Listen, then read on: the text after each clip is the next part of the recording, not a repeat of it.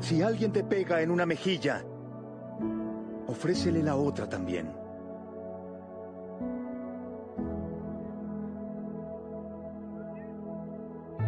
Y si alguien te quita la capa, déjale que se lleve también tu camisa.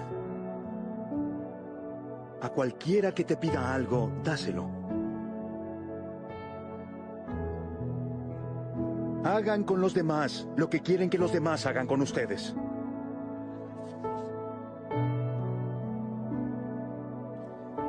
Si ustedes aman solamente a quienes los aman, ¿qué hacen de extraordinario? Hasta los pecadores se portan así. Y si hacen bien solamente a quienes les hacen bien a ustedes, ¿qué tiene eso de extraordinario? Hasta los pecadores se portan así. ¿Cómo pudo tocarla? ¿Cómo pudo hablarle? ¡Qué vergüenza!